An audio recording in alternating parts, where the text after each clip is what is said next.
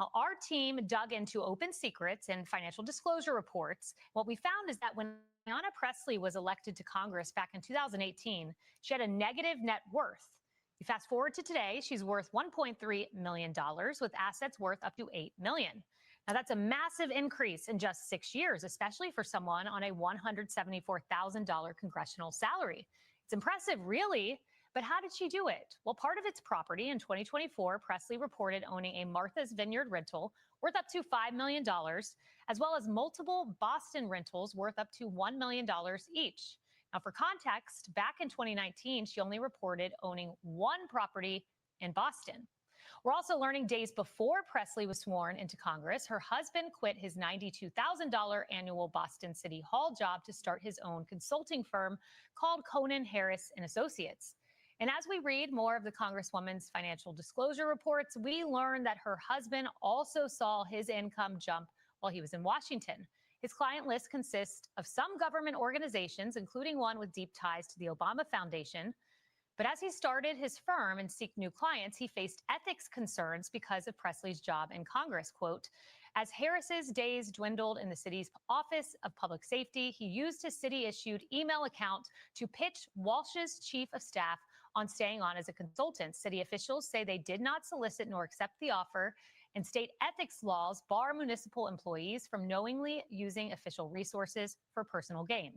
Now, we asked Pressley for comment, and we even invited her on. She did not answer. But Fox Business anchor David Asman joins me now. He's been looking over this information. And David, there's nothing wrong with gaining financial resources. We see this a lot in Congress, but there are questions. Well, and you go back to the 1930s, the last when movies began. Mr. Smith Goes to Washington. I mean, it's happened for a long time. It happens in both the right and left. But what's so rich is that this is coming from anti-capitalist squad members. Yes. people who spent their life denigrating our capitalist system and saying how bad it was. In fact, Congresswoman Pressley came out with an ex-post just a year ago. She and her fellow squad members, of course, constantly condemn capitalism. But she says Donald Trump and Musk want big banks and bad actors to run rampant and take people for a ride.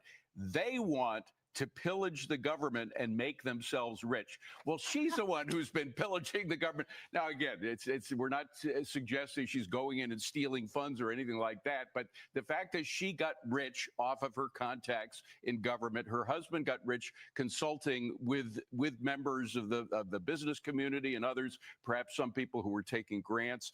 That's, by the way, we saw that with Lee Zeldin, the EPA commissioner. When he came in, he found out that right before Biden left office in December of 2024, he was spending billions of dollars. A lot of that money was going directly to friends, to acquaintances within the Democratic community that learned how to go in and write grants that would get accepted, making millions and millions of dollars, each one of them. So this has been going on for a while. I should mention that Presley's kind of a poor gal next to her friend Ilhan Omar, because Ilhan Omar is worth up to $30 million right now, and she went from basically a flat negative, if not negative point when she came into Congress.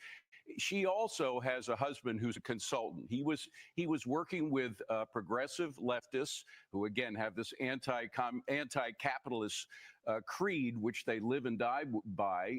But apparently, it's very easy to condemn capitalism when you're making millions of dollars. And of course, we have to mention the grand dam of all this, which is Miss Pelosi, who's worth about $275 million, at least $275 million, with her husband Paul, he's a good investor, but she's come to him, I'm sure, with excellent inside information that we're not allowed to trade on, but members of Congress still do.